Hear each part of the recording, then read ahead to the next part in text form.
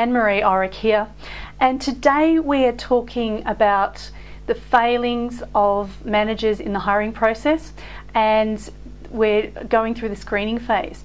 And the failure today is failing to screen candidates due to educational snobbery.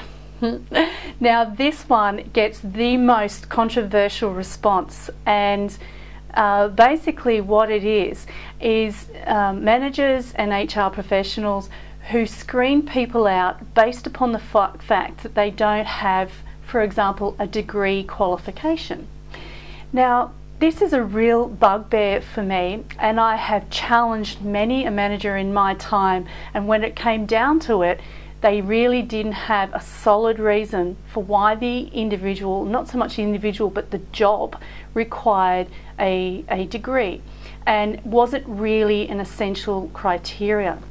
Now there are very many roles out there where it is quite valid and essential that there are degree qualifications.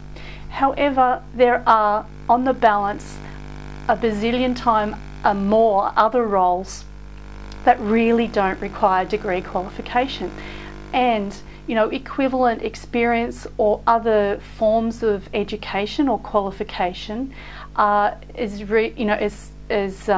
equally acceptable, and have been proven where they are just as valid, and the individual is able to create and deliver the same or if not better results.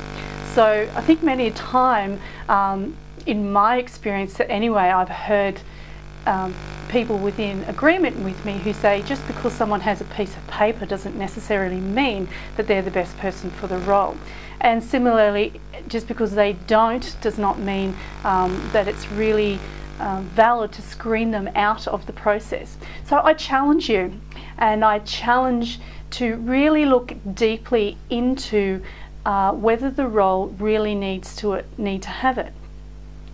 Is it because you agree? And is it because you had to work hard to do X, Y, and Z to get where you are, so therefore a candidate should also? So get really clear and honest about what your reasoning and rationalisation is, and don't be an educational snob. Have a look at the person's experience and their background in terms of where they and how they have progressed in their career, and what the basis of that actually was. You may just find it wasn't actually related to any kind of qualification, but actually more to do with their behaviour, their values, their temperament, their drive, their independence, their motivation, the kind of person that they are. And they're the factors that make a role and a candidate or employee within a role many times more successful than basing your screening or your choice on education or qualifications alone. So I would love to hear anyone's response on that. It does raise a lot of discussion, that point, but that for me is failure.